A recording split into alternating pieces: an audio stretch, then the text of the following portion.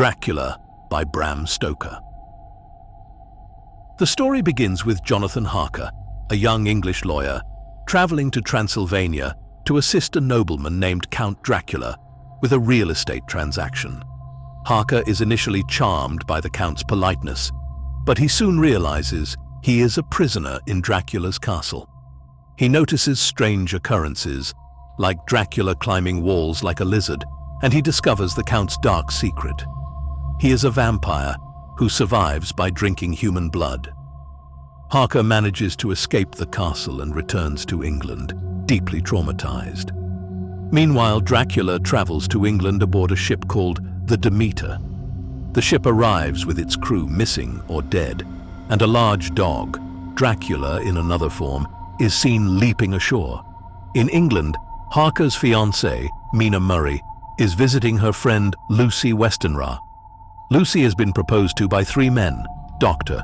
John Seward, Arthur Holmwood, and Quincy Morris.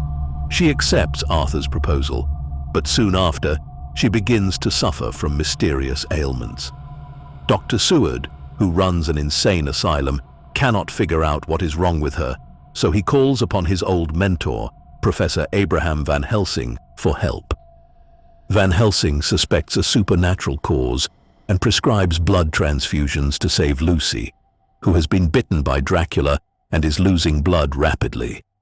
Despite their efforts, Lucy dies and becomes one of the undead. Van Helsing and the others destroy her to release her soul. Dracula turns his attention to Mina, who is now married to Jonathan Harker. He begins to prey on her, and she falls under his influence. Van Helsing and the group, including Jonathan Harker, Dr. Seward, Arthur Holmwood, and Quincy Morris, vow to destroy Dracula and save Mina. They track Dracula's movements and discover his lair in Carfax Abbey. They sterilize his coffins with holy wafers, forcing him to flee back to Transylvania. The group follows him, racing against time to catch him before he reaches his castle. In a dramatic final confrontation, they catch up with Dracula just as he is about to enter his castle.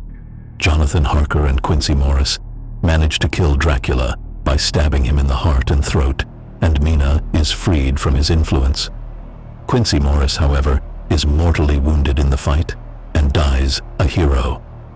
The novel ends with Jonathan and Mina naming their son after their fallen friends, and the surviving members of the group return to their normal lives, having rid the world of Count Dracula's evil. Detailed reflections and themes. Fear and the unknown. Dracula plays on the fear of the unknown, using the mysterious and exotic setting of Transylvania to create an atmosphere of dread. The contrast between the familiar world of England and the strange, dangerous land of Dracula's castle highlights the fear of foreignness and the supernatural. This fear is compounded by the unknown nature of Dracula himself, whose abilities and motives are initially unclear. Good versus evil. The novel is a classic battle between good and evil. Count Dracula represents ancient evil with his unholy powers and thirst for blood. In contrast, the group of protagonists symbolizes the forces of good, armed with modern knowledge and science, as well as traditional religious beliefs. Their quest to destroy Dracula is not just a personal mission, but a fight against a profound and pervasive evil. Science and superstition. Dracula explores the tension between science and superstition. Dr. Seward represents the scientific approach to understanding and treating Lucy's condition, while Van Helsing combines scientific knowledge with an understanding of the supernatural. Van Helsing's success in diagnosing and combating Dracula underscores the novel's message that a blend of science and ancient wisdom is necessary to confront true evil.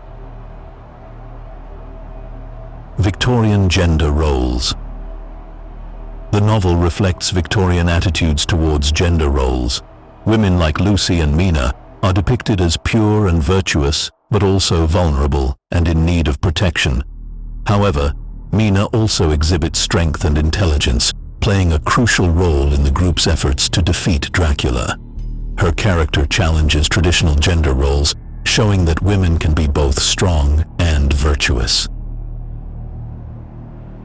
The power of friendship and unity. The group's success in defeating Dracula is a testament to the power of friendship and unity. Each member of the group brings unique skills and strengths, and their combined efforts are necessary to overcome the Count. Their loyalty to each other and their common cause highlights the importance of solidarity in the face of evil. Isolation and madness. The novel also delves into themes of isolation and madness. Jonathan Harker's imprisonment in Dracula's castle and his subsequent trauma illustrate the psychological effects of isolation. Similarly, Renfield, an inmate at Dr. Seward's asylum, exhibits symptoms of madness induced by Dracula's influence. These characters' experiences underscore the novel's exploration of the mind and its vulnerabilities. Immortality and decay. Dracula's quest for immortality is a central theme of the novel. His undead state grants him eternal life, but it also condemns him to a perpetual existence of predation and decay. This duality reflects the Victorian fascination with immortality and the fear of physical and moral decay. Dracula's eventual destruction symbolizes the triumph of natural life and death over unnatural immortality. Religion and redemption.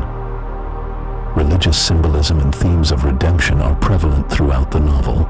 The use of holy objects like crucifixes and holy water to combat Dracula underscores the power of faith against evil.